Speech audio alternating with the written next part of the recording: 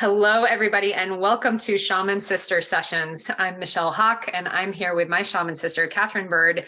This is episode 122, Shamanic Medicine Work. We are so excited to be sharing this with you today because Kat and I have been on a long investigation and inquiry about our work with medicine, both individually and collectively, collaboratively, because we do a lot of work together. And recently, we're recording this right now in December 2022. And a couple of weeks ago, I was in Santa Fe and we were asking some really big questions about our practice in medicine work. We had a beautiful ceremony. We seeded a temple. And now we're going to tell you about that because we can, and because we want to, and because it's really fun and exciting and powerful.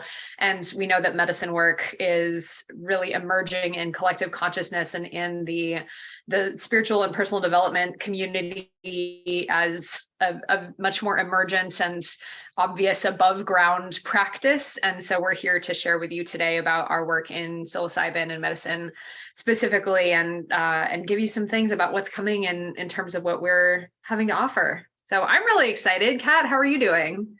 I'm great. And I think one of the pieces is that we have not talked a ton about medicine because of it. I mean, we've been in inquiry and personal practice and study and connection around this for years. But there's been a lot of stuff that's been unresolved or kind of rubbing us and like trying to figure out how this works for us as practitioners and what we believe in and the things that we've been seeing, and to be able to find a resolution point. So I feel like that at this point that there's been just years of this inquiry, of deep soul searching, of a lot of study, a lot of sitting, a lot of writing, a lot of caretaking in terms of what is shamanic medicine work to both of us. What's our role in that in the community? And I feel like there's been a click into place, like something has really shifted for me, where I've had a lot of question, a lot of anxiety over what exactly is my purpose in this work.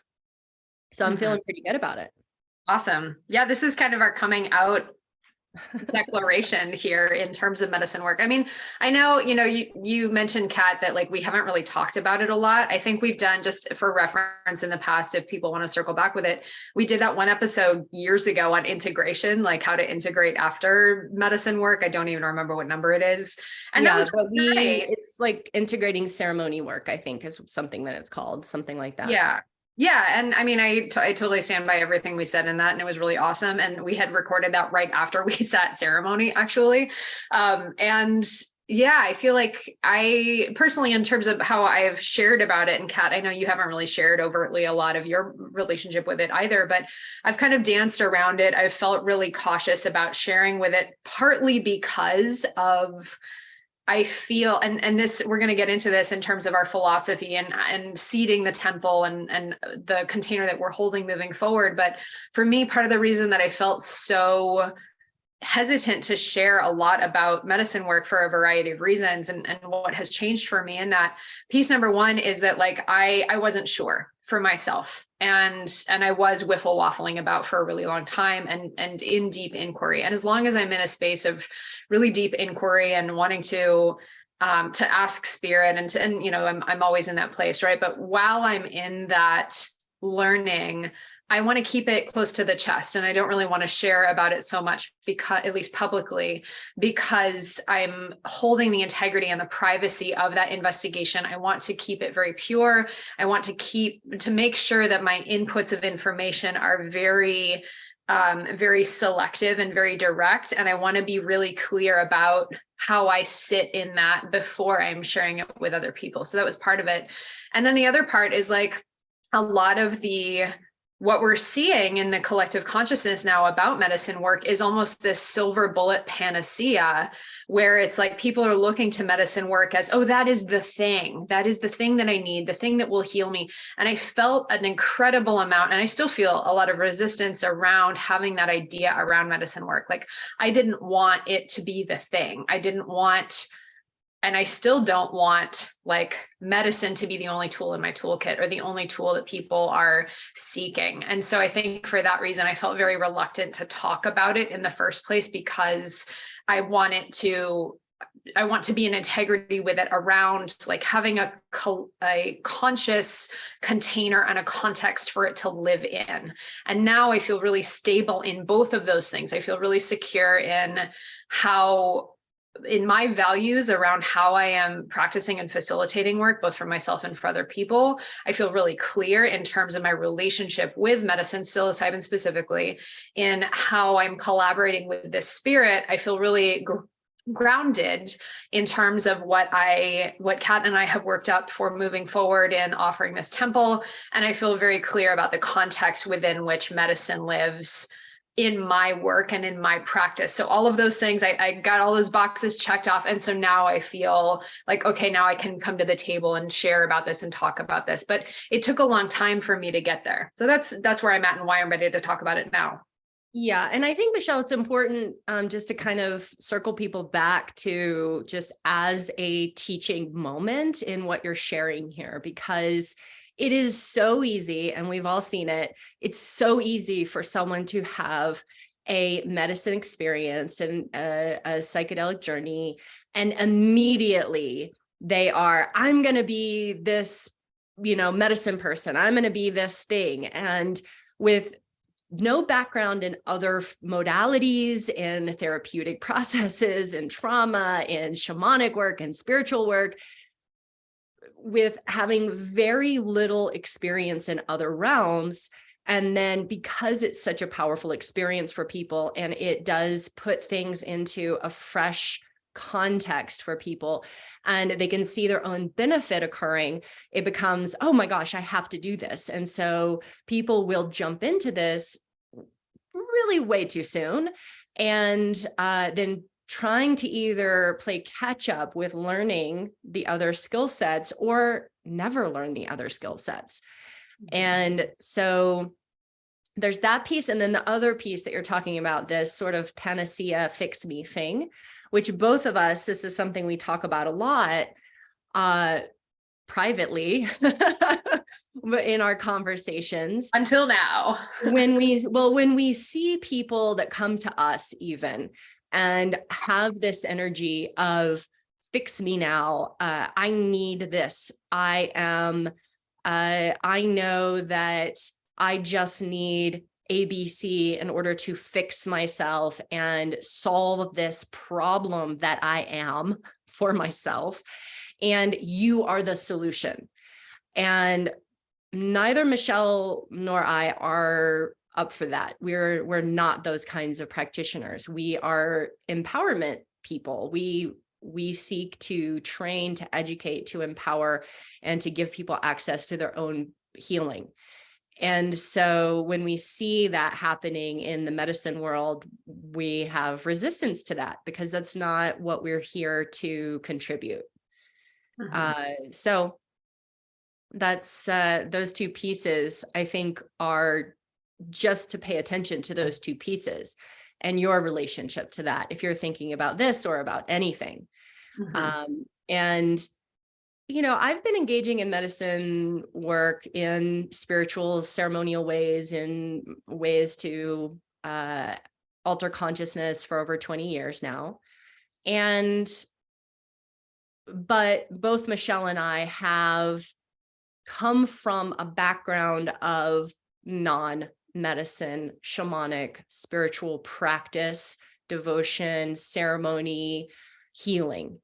And so our anchors into our work is not directly, you have to have medicine in order to be healed or to be a healer, to have access, to be able to have mediumship occur. None of those things are part of our personal view of the world, which is different from a lot of people that I see involved in medicine work, where they get introduced to spiritual ability, energetic awareness, so on, in medicine. And then that becomes the only context and place for that to occur. So both Michelle and I spend a lot of time helping people and training people so that they can really own and realize that you are all of that without medicine. You are all of that without any substance at all. And that is one way that people awaken, but it's not even, the biggest ways that people awaken, I don't think. Mm-hmm. I feel like there's been a conflation of medicine work and shamanic practice in emerging Western personal development and healing and spiritual culture. And I noticed this, I'm trying to think of kind of when this really started coming up for me. I might have been maybe 10 years ago or so, where and I've been a practicing shamanism and studying shamanism for 20 years now, right? So, very long time, over half my life. And again, getting into it completely without the medicine and without plant allies. And I mean, other than, taking tinctures and whatever, but and yes, of course, those are medicine as well. But in terms of psychedelics and consciousness altering substances.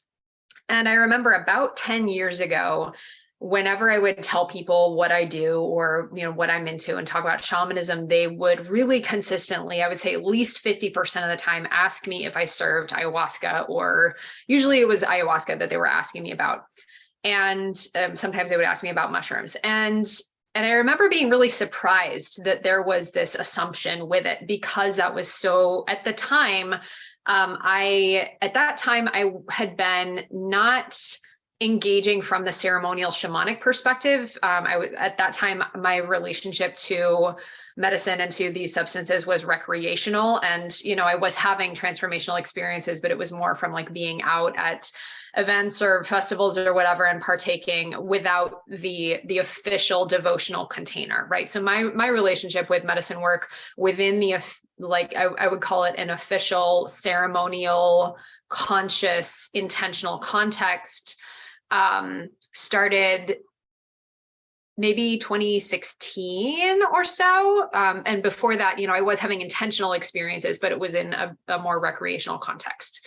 And so at that time, I remember just being really surprised that people would assume that medicine work was part of my practice. And I always said no, because again, there's this conflation. And so people come in through the door of medicine work. And this is something that Kat and I see in our communities where there is a lot of medicine work going on, especially as people are practicing mediumship or people are practicing making offerings. There almost becomes this dependency and reliance upon the medicine to have that access, where it's like, okay, I can do channeling and I can do mediumship and I feel really connected to spirit and I'm an amazing healer and I, feel very connected with energy and I can read people's energy, etc., with the help of medicine and only with the help of medicine, because there's almost this false correlation created.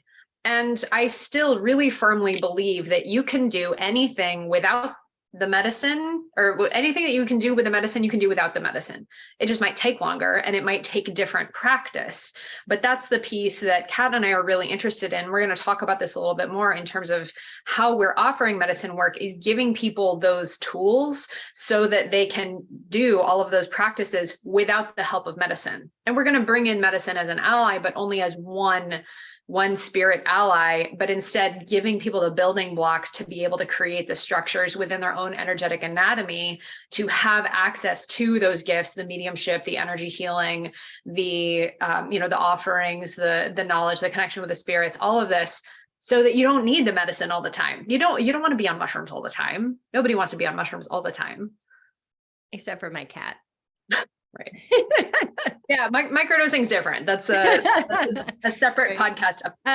Yeah. So, this is one of the reasons that we don't really talk about it that much, because it can become something that people become dependent on in terms of the only time they're doing ceremony, the only time they're praying, the only time that they're making offerings, the only time that they're sitting in the ceremony by themselves or with other people is with, these particular allies. And it's,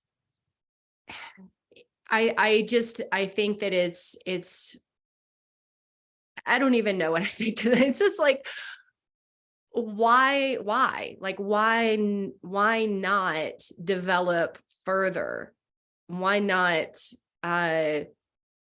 do something that is in and of itself ceremony, that it doesn't have anything to do with an entheogen? Why not? And why are we giving our power away so much? Why are we giving our healing away so much? Why are we oftentimes becoming overly dependent on specific containers, communities, medicines, and people, facilitators, to do our work for us?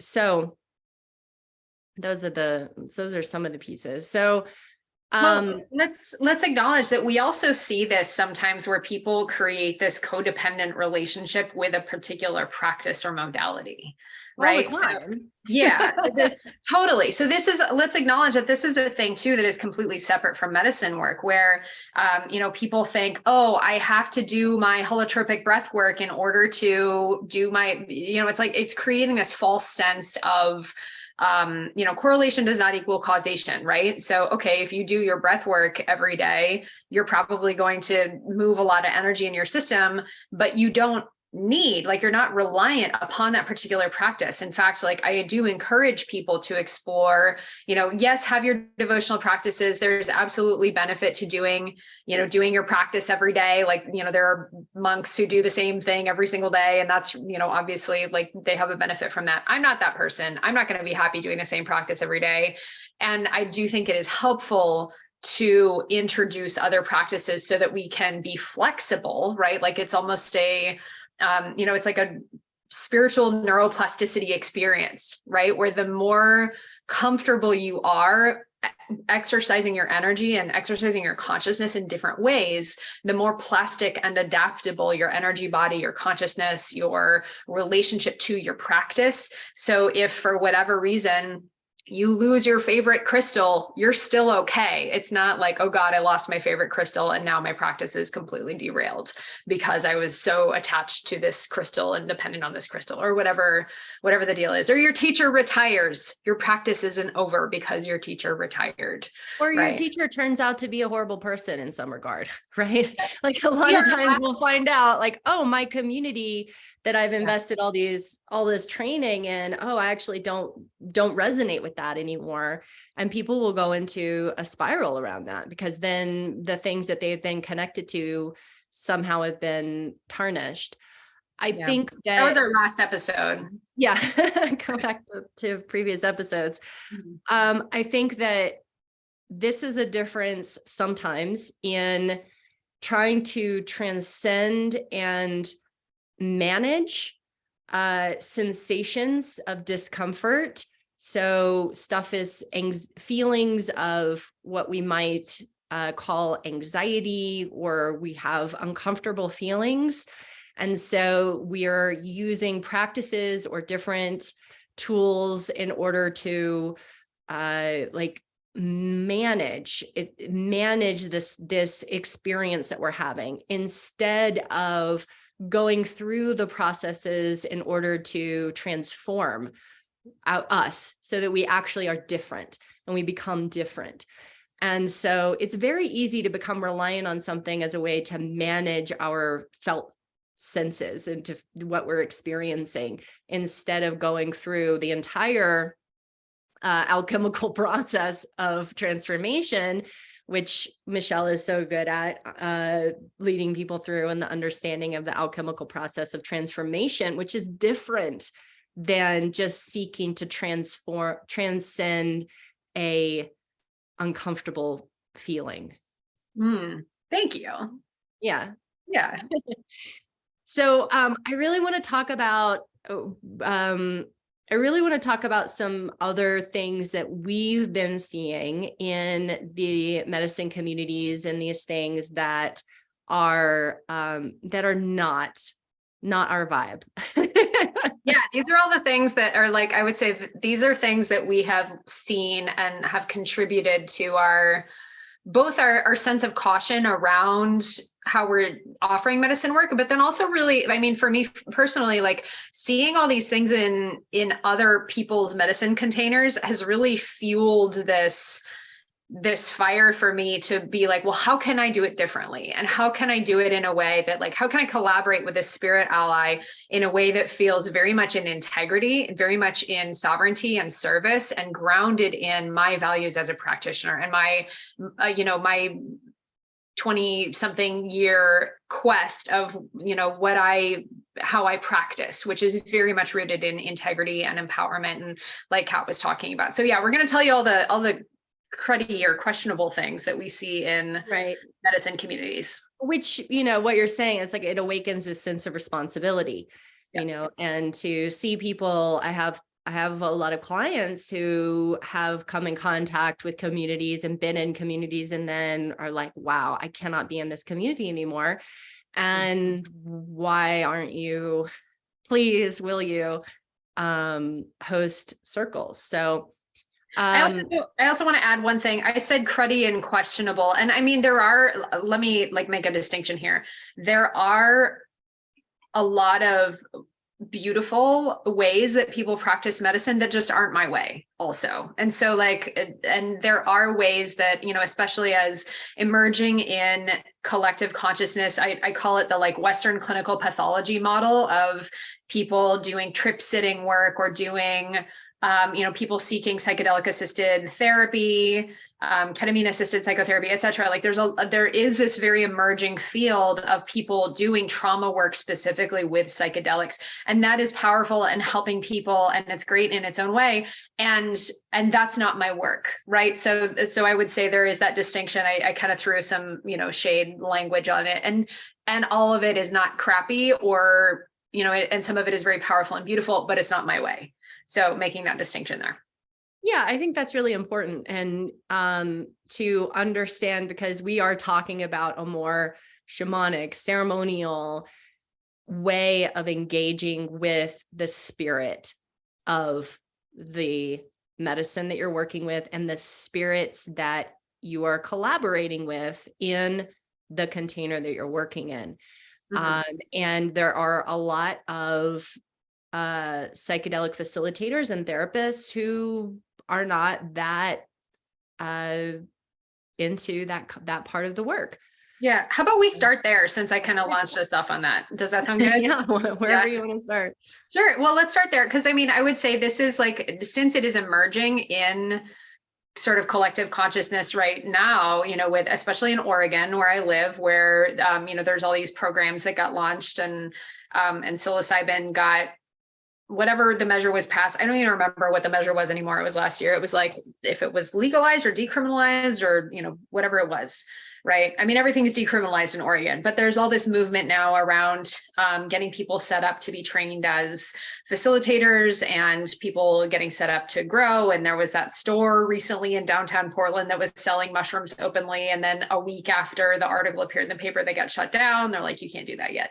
But it is, I know, it was very sad. But there's all this movement happening where it's coming more to the forefront. And this is what I would call, this is under the realm of, I'm really glad this is happening and this is going to help a lot of people, but that's not how I serve. Right. And so this is the Western clinical pathology model, where people are coming in with PTSD, people are coming in with minority stress. Right. So I'm reading a really awesome book right now called Queering Psychedelics that is specifically about bringing more consciousness around serving LGBTQIA 2S+ all of these people community within the psychedelic field, right? And also working with BIPOC people, et cetera. So using this clinical therapeutic model to work from the clinical therapeutic perspective, which is inherently, there is something wrong and we need to go in and fix it, right? Like that is the therapeutic perspective.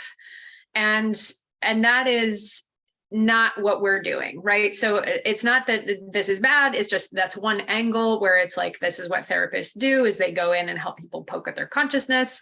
They're not necessarily aware around how to work with the spirits of what might be coming up as people are having these really transcendent experiences or connecting with their ancestors, etc. And it might be sort of a like, that's nice experience, and help you ask some questions about it. But it's not the same as having someone who actually knows, okay, let's make an offering. Okay, let's go in and do a lineage clearing. Okay, let's go in and work within your cellular structure, within your own consciousness to transform your DNA. And let's go through this death process together, right? Like that is different. That is, again, the shamanically informed, the shamanically anchored, ceremonial, devotional aspect of working with a spirit ally. Right. So, and it's not that there's no therapists who don't also have some kind of shamanic training or so on, or have that perspective, but there is a lot of come to my office, lay on a couch, put on a blindfold, listen to classical music, and I'm going to stare at you for 3 hours, and then, let's talk about what's going on. Right. And I mean, it's incredible how much that works. And also, one of the things that can happen is that people can have significant spiritual experiences. They can have spiritual awareness experiences with spirits. They can have psychic awakenings, and they can have mediumship awakenings. So actually communication with spirits in their bodies. All of those things can happen. And like you said, soul retrieval from soul loss is something that we have a different context for. It can still happen in a therapeutic context. It's just that we have a different orientation around it and way of working with bringing those soul parts home and connecting to the spiritual realms. And yeah, so it's just different. It's a different orientation. And so we want to make sure that orientation is being offered, because we feel important for people to have that space. Mm-hmm. Even in ceremony, ceremonial containers, and Michelle and I have experienced this, of sitting with someone serving ayahuasca and realizing inside the container that this person really did not have the spiritual energetic awareness and attunement to be able to hold that kind of container in a safe and healthy way for the participants. Mm-hmm. And that's a little bit scary. Let's go there now. Okay. I feel like we covered like the clinical therapy model, right? It's like, it's great if that's what you need. And also that's not how we serve. Right. To summarize. Okay. Right. Let's move on. Okay, great. Yeah. So that lack of awareness of the spiritual realms or the energetic realms, whether you're coming from that therapeutic perspective or someone who's in ceremony. And I've had a lot of people who've come to me because I teach channeling and mediumship, and that's a big part of my work, helping people to stabilize that, anchor it, do it in a sustainable, healthy way.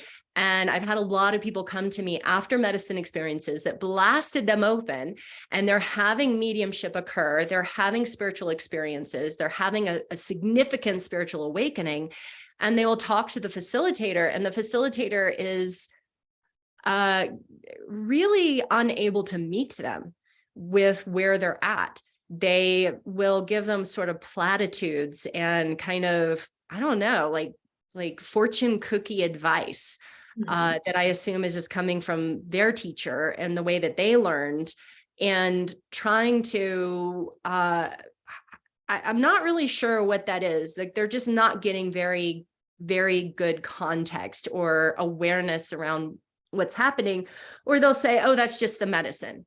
The medicine does that to people. That's just part of the medicine. But the person knows that there's something else going on. And so all of a sudden, they're not actually able to trust this person who just facilitated probably the most intense spiritual experience of their life. Mm-hmm.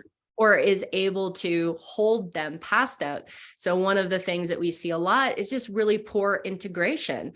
I've had people come to me because they've had a 5-MeO-DMT experience that completely blasted them open. They're now having suicidal thoughts, and the facilitator won't call them back.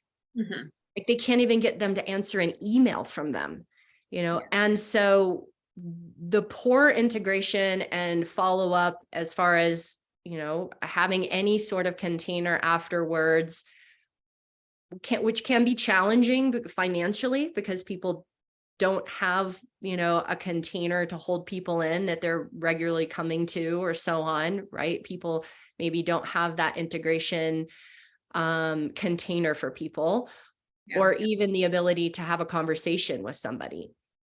Yeah, I think you're talking about two separate things, and I want to pull them apart a little bit because they're both really important, right? So the one that you're just talking about is like the lack of integration support. And then you're talking about the lack of like shamanic education and consciousness, right? And those, those can be two separate things.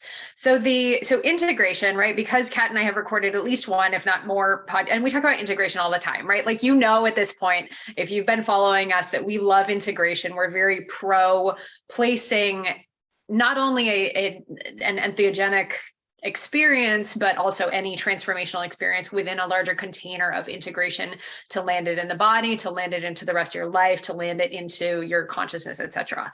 So having integration support that's more than just a circle the following day, right? Like, where everyone gets to share for 2 minutes, right? Like that's not integration. That's witnessing, which is lovely and beautiful and can be really powerful, but that's not actually integration. So having follow-up support, having availability, having a continuous thread of checking in or having follow-up sessions or, a regular circle, like an integration circle, is really important for this kind of work because of the nature of transformation. And this is just separate from psychedelic work. This is just how transformation works, is we have this really powerful portal experience. It's an initiatory experience where people are going in, doing the deep work. That's just the beginning. That's the rock being thrown in the pond, but all of the ripples afterwards going out for a very, very long time. That's how that process is moving through the field. And that's where integration becomes really important in terms of like a week later, a month later, 6 months later. How is that energy landing and moving through you and expressing in your life and expressing in your body and in your relationships or whatever, right? So that's where integration becomes really important. And so if a practitioner isn't available or is either like because they can't or because they won't be available, then that really sucks. And then, the can't piece, right? If someone is and I would include like within the ceremonial experience itself, if someone doesn't have the education or the knowledge to be able to support someone in that initiatory experience where they're having a channel awakening, they're having a Kundalini activation, they're having mediumship experiences, they're having an incorporation, right? Where the spirit is coming into the body. Like if you don't know what it is, incorporation can look kind of freaky and kind of scary, right? And it can sound like, especially like if you've ever seen Cat Channel, it's kind of weird if you don't know what's happening, right? Like I have channeling that's like, oh, I'm pulling information in, and generally that's what I do when I'm in my channeling groups or I'm in a channeling session. I'm doing that with someone. But, Michelle's seen me do like the real deal, like incorporated channeling, and it is not cute. No, and if you don't know what's going on, it can look really alarming, right? It can feel really alarming. Yes. So from both perspective of like, if you're seeing someone do this, like, as maybe, and I'm sharing this in case there are any people who facilitate medicine work who have seen this happen or who like maybe don't have the shamanic training, just so you know, if you're seeing someone have this experience and you don't know what it is, it can be really scary. And you'd be like, oh my God, do I need to call 911? Right. Mm-hmm. And if you that's new for you as a person who is having incorporation mediumship work, if you don't have the context, it can feel incredibly uncomfortable in the body. it can be really scary. You can think, oh my God, am I having a heart attack? Am I like having an asthma attack? And then you put yourself in a panic attack, right? And it's very possible to have that experience not go well, and to go well in a really scary and traumatizing way, right? And so, but again, that's all if you don't know what's happening, or if the facilitator isn't there, doesn't have the capacity or the education to be able to guide you through it. Or if you've never heard of mediumship before and you show up to to a ceremony or to a container and they're invoking the spirits, and then one lands in your body and all of a sudden your body's jumping around everywhere and you're making these weird sounds and your breath is coming really weird, like that can be terrifying. Yeah, because remember, there are a lot of people out there hosting ceremonies who are invoking massive, massive spirits. And those spirits are coming into the songs that they're singing are invoking spirits. And they're there. They're there. And if you happen to be somebody who is a very open person, you might experience that. And it's okay. It's okay. Mm-hmm. And it can be completely safe and very, very beneficial, but it needs context and support and education. Right. That's the thing that I think a lot of people don't really realize is like when you're sitting ceremony and you're saying these prayers or you're singing the songs, that it's for a purpose of inviting in the spirits. That's why you're doing it. And maybe you did know that.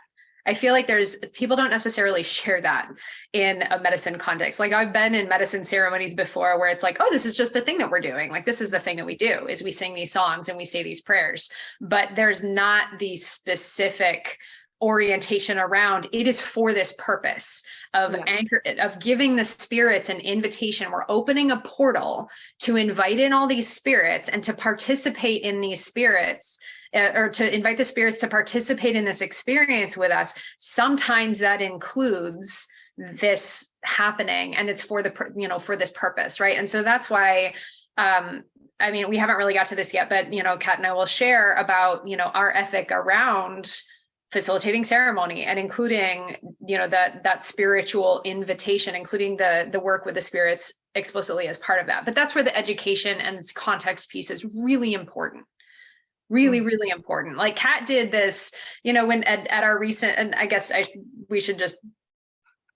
I'm not sure if I should tell that story right now or not. Really? I don't know what you're going to tell. Well, okay. So when I was in Santa Fe just a couple of weeks ago, we sat ceremony. I'm not going to tell the whole story, but we sat ceremony and we opened up the channel for mediumship, and it was beautiful. It was really fun. It was really powerful. And, I was drumming and Kat was having this like very like scary sounding thing happening.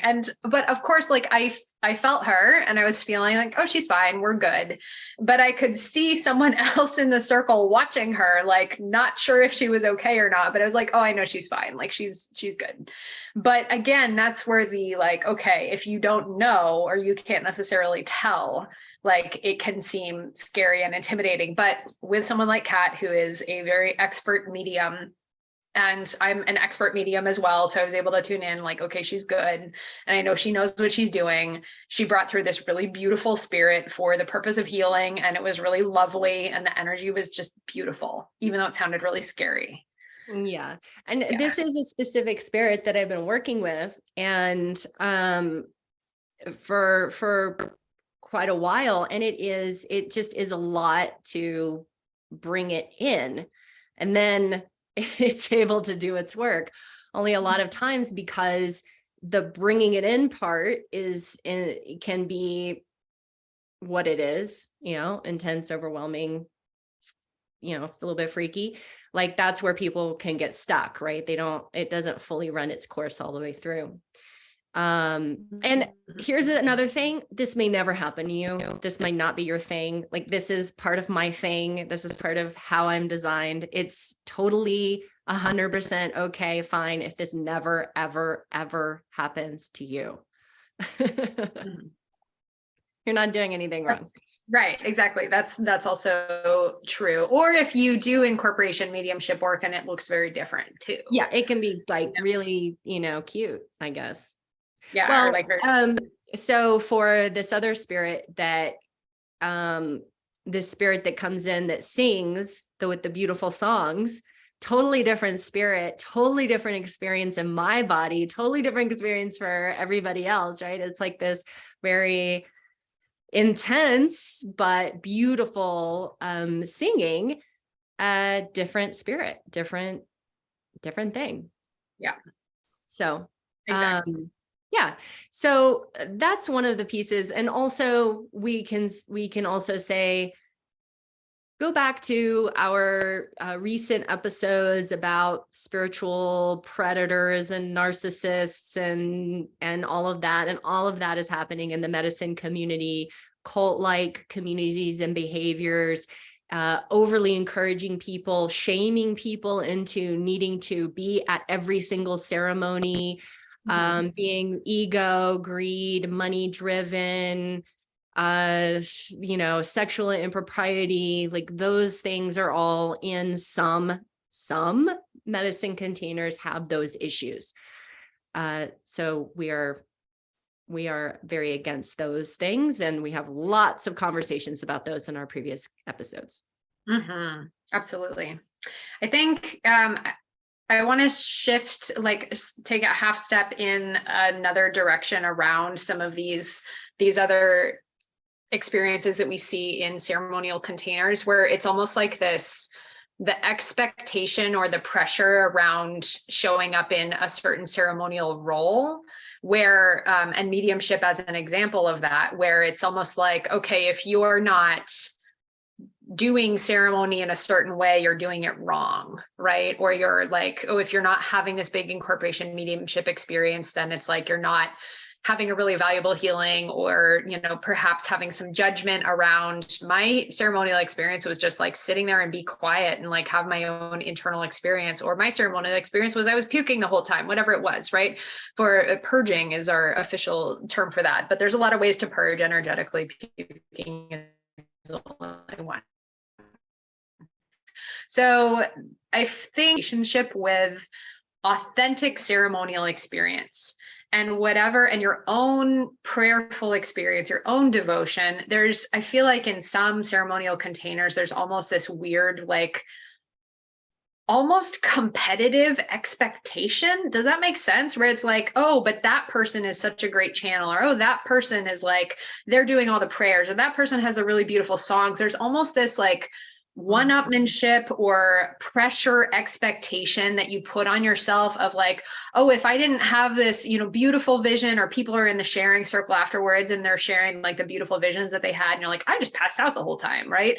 It's almost this like this weird competitive energy around ceremony. Yeah. And that, I think it's really it's really detracting from your authentic prayerful experience, right? Like your experience, what you need in that moment might be to rest. It might be to have a really quiet, really gentle time where nothing dramatic is happening, but the spirits are working on you in a very subtle way and you don't really experience a lot. Or maybe your experience might be to be purging energy for the whole circle. So you just spend the whole time puking, right? But that's the service that you are anchoring in that moment, right? Or maybe it is to have a very beautiful mediumship experience, no matter what. But I feel like there's almost this weird like showmanship aspect to some of the ceremonial circles that I've been a part of that feels really icky to me, and really really ego driven, or very, very show offy. And that's not what ceremony is about. It's not about proving what a great shamanic practitioner you are, or proving how psychic you are, or how healed you are, whatever it is. It's about being in integrity with how the medicine is working with you, and as a collaborator, as a healing collaborator in that moment, specifically in that ceremony, which might be different from every other ceremony you've ever sat in, but it's authentic to your experience then. Yeah. And I mean, that's what we're looking at. That's what we want to encourage and hold space for, is what is your authentic experience and what are you getting out of that? And being able to be very personal and real with your offerings, your prayers, your rituals and ceremonies, so that you're not just doing it there for as a performance or as a thing that you're copying from someone else. You're copying from a facilitator, the way that they do this, but you're discovering your truth through this process, awakening your connection to your authentic voice and your ancestors, your spirit guides, what they are speaking to you about, and following your path of remembering who you are, as you're calling in your ancestors, and all the way back to wherever your indigenous ancestors are, wherever your ancestors that were engaged in animistic, shamanic connection to nature and the elements and the earth and animals, and being able to cultivate that for yourself. Beautiful. Which isn't always what's happening, and there's a lot of containers where it's very dogmatic. It's very like, this is the prescription, and if you don't follow the prescription, then you're out. Let's talk about that. Yeah. We've seen that. We've seen that. I mean, personally, for me, like, I will never sit another Santa Daime church session. There's a Church of Vegetables here, which is really well known, legalized church here serving Aya and Santa Fe. And I know people who go and it's like, well, you sat for 60 times and you're still not actually touching the consistent trauma and anxiety in your body. And it's like, well, why not? Well, you're doing medicine, but you're not allowed to move at all. You're not allowed to move and shake off any of the trauma in your body. And having a very, very Christian perspective and working with those spirits specifically, to the exclusion of other spirits, is not my vibe. So, if that works for you and that resonates with you, great. That's really wonderful. But, if you shake your shaker the wrong way, maybe you might disturb a spirit, but ask for forgiveness. They're going to forgive you. I'm not going to take your shaker away. Yeah. Yeah. And you have to, I mean, there are definitely very prescriptive practices, and I totally get and respect that in some traditions, that's the way you do it, the way you have to do it, and only certain people can do certain things, right? And I've had experiences in churches like this too, where it's like, okay, only these people are allowed to do this thing, and if you're not one of these people, you have to do this, and you have to sit this way, and you have to have this experience, and you can't say this, and you can't do this, and you can only move in this direction, and you can't stand up and whatever, right? And again, there are reasons yes. for those things. And it's helpful to know what those reasons are, right? So that you can utilize them to you, and especially to the collective's benefit. Yes, there are very specific reasons for that, in terms of, and like sometimes you don't actually learn what those reasons are, and that can be kind of frustrating. Like, I like to know why. And so, but this, you may or may not, depending on the level of communication and education, you may not ever find out why, but it has to relate to, in general, certain deities get specific offerings. Certain deities have specific procedures or songs, or have specific materials that they work with or that they don't work with, or you have to do offerings in a certain way or in a certain order. You have to sing songs a certain way. You have to do a particular kind of dance. Also in terms of the flow of energy current, of how you're moving through the space, or when you're allowed to get up or not get up, right? Like, there are reasons for all of this. And so it's not, in general, it's mostly not arbitrary dogma. It's like, this is the reason for it, or there are traditions behind this. And I get that. And again, for me personally, I like to know why. If I don't know why, that's really hard for me. And in some cases, like, I might not ever get to know why, because here I am as like, a mostly white presenting person coming into this space. Like, it's not your job to teach me that necessarily. But if you get to learn, great. If you don't get to learn, like, that's okay. And we always honor these traditions with respect. We always hold them with honoring. And also it might not be your jam. And I can do that sometimes. Like I have done it a lot. It was interesting. It was helpful. It's educational. It's not my favorite way to sit ceremony. So I have a different way to how I engage with medicine work. And that's It's like really strong Umbanda work, even though I'm a medium and all that. Like the drumming drives me bananas crazy. Like it just the loudness in my ear bones, my hearing becomes so strong when I'm in an altered state that which is strange because I sing so overwhelmingly loud, but my hearing becomes so strong that I can't, it drives me crazy. I just can't manage it. It's really challenging for me. Yeah. And also in some traditions, like you are only allowed to sit at night, like after the sun goes down. I like to sit during the day. That's just a personal preference thing. Like I prefer to do it while the light is out. And I know in some traditions they're like, you cannot do that.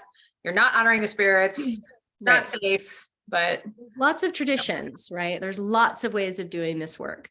Yeah. And that's one of the pieces, is that we want to be in honor of all the traditions and all the ways that people work. And also we want to be able to offer and create with the spirits in a way that feels authentic for us and authentic for the people that we sit with. And that has become a very important. And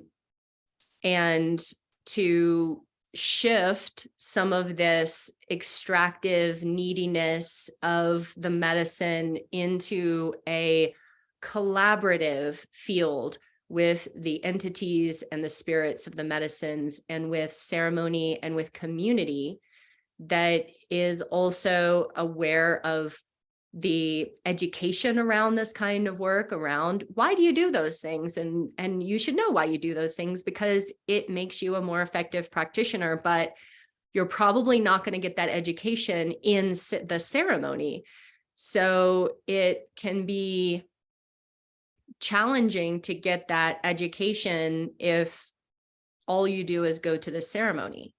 Right. Unless you're pursuing apprenticeship specifically with a church or with a shaman or a practitioner, you're not going to learn that. Really. It's like not like they're taking teaching opportunities within the ceremony to talk about like, here's why we make this prayer in this way. You're just doing it. And so, I think there's another piece too around like our, Kat and I living in the Western world, living in the US, being coming from European ancestry. And, Kat, you mentioned connecting with whatever your indigenous roots are, like everyone has their own indigenous roots somewhere, right? And, for me, that's been something I've been paying a lot more attention to, over the last few years, and really connecting and anchoring into my shamanic lineage. It feels like also a lot of the medicine work that we see, especially in the US, people are anchoring into indigenous traditions that they don't necessarily have a connection to. And I'm very much of a like, let's respect the traditions, let's respect the teachers, and like make sure that everyone is paid really well and honoring and like being of contribution, etc. But also not, and like, yes, I really want everyone to have the healing that they need, but not from an extractive or harmful place where it's like, oh, go to Peru and like, all the white people flooding to Peru or to Brazil to like crash through the rainforest and like, have all this disruption in their quest for healing from indigenous communities and indigenous teachers, and then end up being the huge disruption to the communities, right? And like we can see that in Mexico with Maria Sabina, who is one of the people who was very instrumental in bringing psilocybin to collective consciousness in her little village in Mexico. And then all these people started pilgrimaging to her little village Mexico, and it completely disrupted the local community. And Maria Sabina was really vilified in her community for like being, bringing all the white people to it ruined her life. village. It ruined her life. Her son was killed. Her home was burned down. It ruined her life. Right.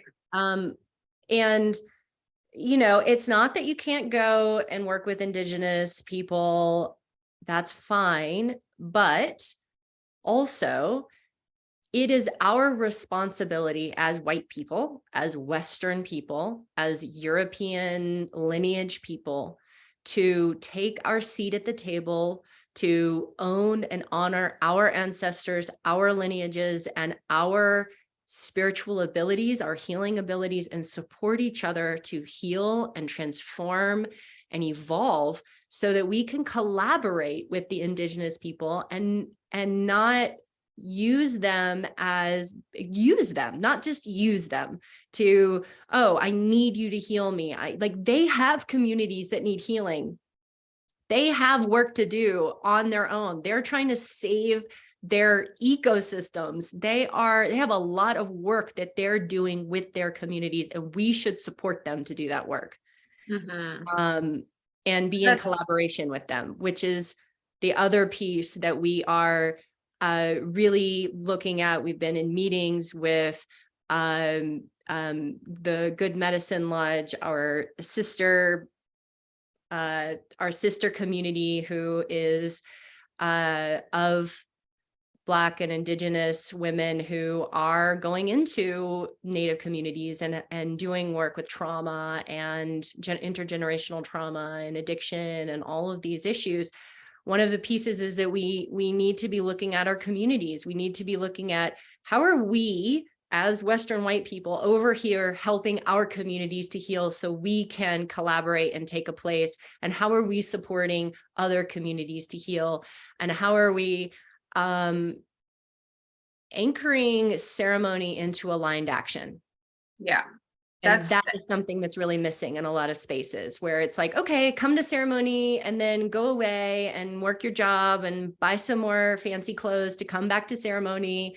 And instead of like, okay, what are we doing here? What are we doing to help the communities in need, the people who need this medicine, who don't have access to it, to the ecosystems that are struggling? And what are we up to? What are we doing here, people? Yeah, the anchoring ceremony into aligned action, and then also like the positionality of that temple within the larger context, really. So rather than, Kat, you kind of like filled in the gap of where I was going with that, right? Like rather than going to seek these traditions and mysteries from an extractive model of heal me, heal me, heal me, right? Instead, doing our own work. And Kat and I, as, Western white people, doing the work that we do, of course, like I support people who aren't white or Western too. Like I'll happily help those people, but like really being available for my community so that we can take care of our own shit and then show up in a contributive model rather than an extractive model. So this is where, and again, it's like I get there's a lot of appropriation in medicine work, and like I speak Spanish fluently, so I feel okay. And I've lived in multiple Spanish speaking countries. I feel okay like singing songs in Spanish because I can, and I know, and I'm respectful about it. But like if you don't speak the language, like don't feel like you have to learn Spanish medicine songs just even if you don't speak Spanish, just for the sake of doing it. Like you can do songs in your own language, or do songs in other ways that are appropriate and that are contributive, right? So like in invitation in your relationship to medicine work, look at how are you showing up? Are you showing up from a place of extraction? Heal me, heal me, heal me, give me, give me, give me, teach me, teach me, teach me. Or are you showing up from a place of like, how can I participate? How can I collaborate? How can I devote? How can I offer? And through offering, receive healing. That's really one of our, so let's shift gears. Let's tell people about the temple. Yeah. Okay, so great. We've been seeding the Temple of Sovereign Prayer. That's the name. That's the name. And so, which has all of these. Yeah, you gotta like give it more fanfare than that. More introducing the Temple of Sovereign Prayer. Okay, there we go. Thank you. Which has all of these aspects of being in collaboration, in community, in personal offering, personal ancestral work, personal healing and transformative work, education. One of the things that we've been struggling with is the model that we've seen, which is come to ceremony, you get 4 minutes of integration time the next day, and see you in a month or 2 weeks or something. And let's do it all over again. And that's not Michelle and I's style. So what we are creating is a model that has more education and more support in it, with training, energetic training, shamanic training, mediumship training, transformational support, all of these pieces. So, and also having opportunities to look at how am I giving back to the communities that I care about, my own personal, in my life community, and then other communities that I can start to support in them being able to serve their communities. And so this is one of the pieces that, because Michelle and I are education training junkies, where we're like, that is, if it doesn't have that, I feel really uncomfortable with it. Yeah. I feel like you sort of glossed over one of the other pieces that is foundational to our temple model, and that's collaboration. Really. And that was, honestly, like, to tell the story just a little bit more fully of Kat and I going into that ceremonial weekend, the questions that we were asking were for each of us independently and collectively. So me asking and then Kat asking, and then both of us asking together, is like, how do I want to serve medicine? And I felt like part of my inquiry was around, like, I feel like I've been putting some pressure on myself of like, I have to get my shit together and start offering ceremonies, group ceremonies, etc. And I came to the conclusion in this ceremony, I don't want to facilitate by myself. Like, I don't want to hold group ceremonies alone. A, it's a fuck ton of work. B, like, mushrooms themselves are collaborative entities. It's a network, it's a connection, like in terms of how they relate to each other. And then also the fungal network relating to the trees and the plants and interacting with the roots and the microbiome and the soil. Like, it is inherently a community-based organism and a collective-based organism. So really steeping into, Kat and I are collaborating together. And then we also have other partner temples, among whom the Good Medicine Lodge that Kat mentioned, among whom also Wild Heart. And, we have this network of our medicine family and brothers and sisters and relations who are also serving this work. And so, yeah, it's, Kat and I are doing this together, and that's a very conscious choice because of the energy of the medicine that we're working with and the collaborative nature of this spirit. And then as an extension of that, yes, with the education, but we're also in that education, we're empowering our relations who are coming to sit with us, where it's not just us like, yes, we are the facilitators, like we're sitting in that seat for that particular purpose, but we're giving everyone who's coming to sit with us the tools and the confidence and the empowerment that they can show up and feel like they're contributing and like they're offering and like their medicine is valuable in that ceremonial space. Like, it is a collaborative community experience that we're holding. So that's really, really important and foundational in Temple of Sovereign Prayer, that we want people to feel like they're coming up and like they're a valuable part of that experience, because they are. Oh, that was amazing. Yeah. And what I also received, just was being able to sit with Michelle, and Michelle and I have been collaborating for 10 years now.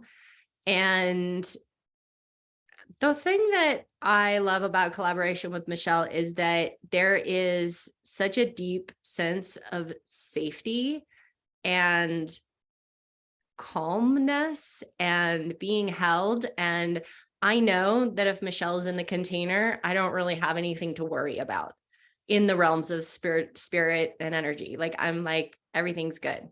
And she is really good with just a steady drum beat.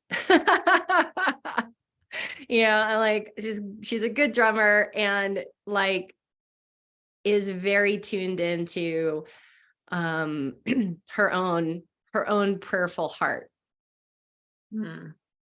So I was like, I don't want to do this. I was like, oh, I don't want to do this by myself. Aw. Thank you, Kat. I love you so much. I love collaborating with you. Yeah. Aw. Right. So if you come sit with us, like you get to be in this obnoxious, like sister love situation with us. Like it's cute. It's great. Right. I'm the grumpy one. Kat's the grumpy one. I'm the like overly chipper person, but that's okay. It works out. It balances out. But anyway, all of that to say, right, is like collaboration and contribution is really important in the model, in the temple model that we're building. And then also the sovereignty piece. I want to talk about that a little bit, right? Because it's like the sovereign prayer, right? As we were percolating on the name and the name sort of emerged and it's like, oh yeah, that's the thing, right? It's because we want people to feel comfortable and anchored in what is the expression of your prayerful heart in this moment? Like, what is the authentic expression of how you are having this communion with spirit? And encouraging people to be in that. And so that's where the education piece comes in, where like we're teaching you as, you know, so our ceremonial model that we have decided upon is people show up. We're like all day Friday is education without medicine work. So all day Friday is, you know, teaching you how to make offerings, teaching you about mediumship, teaching you about whatever the theme is that we figure out for that particular time and like whatever the focuses and practices are, but like giving you shamanic tools, empowering you with education and practices and embodiment work, movement practice, transformational work, consciousness practice, so that then Saturday, all day Saturday, in the medicine space, and you're coming in with all these tools. So you get to put it into practice. You get to have that education to support you in the container, to have your authentic prayer experience.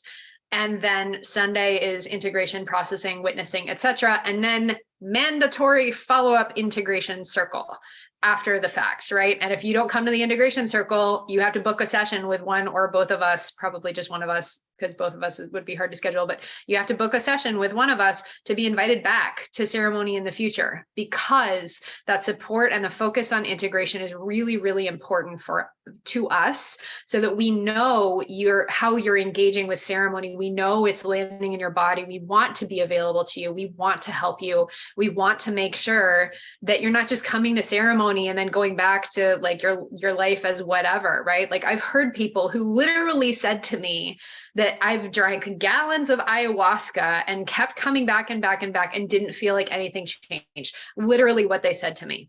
And I'm like, well, why is that? Yeah. Huh?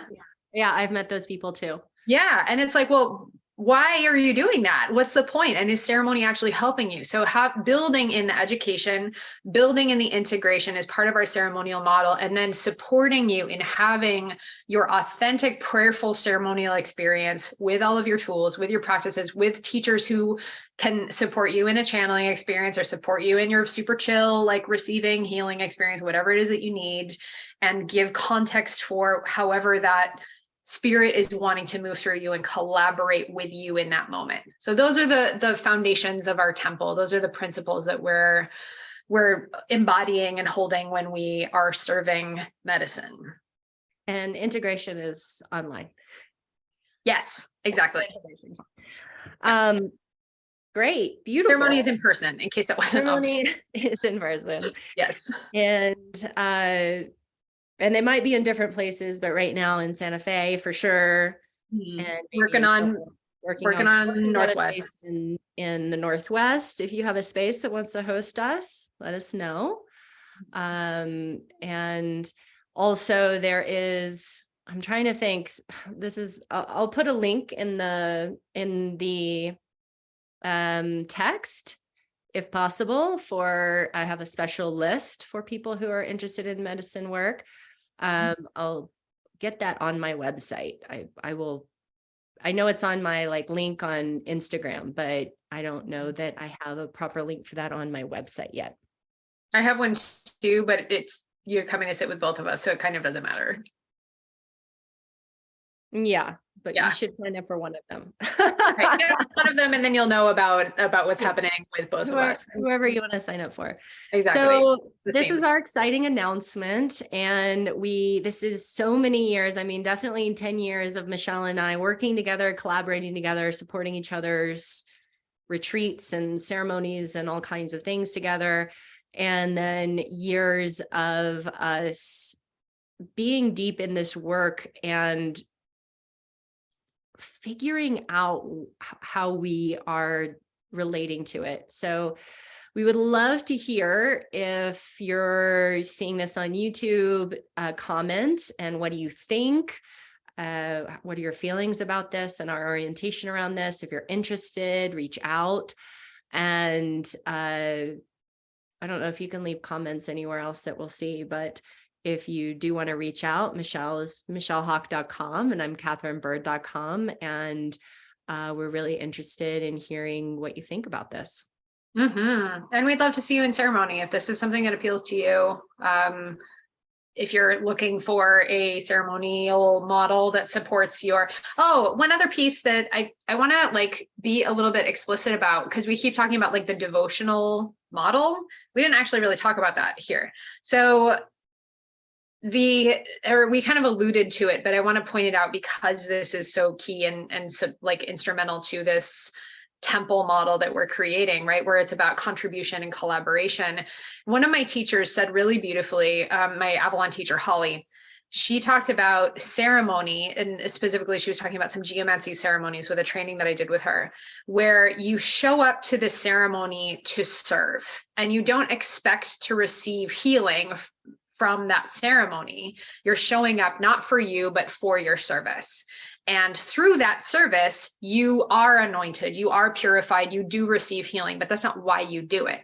And so showing, again, we have so many models, like the pathology models that we're seeing of how people are showing up for ceremony: extractive, heal me, teach me, cure me, right? But here, what we're holding is we're showing up to these ceremonies with our prayers, but also our devotion, and showing up to collaborate and to contribute and to serve and to make offerings and to devote and to spend time with the spirits and to make offerings to our ancestors and to give and to love and to experience peace and joy, whatever it is that we need to.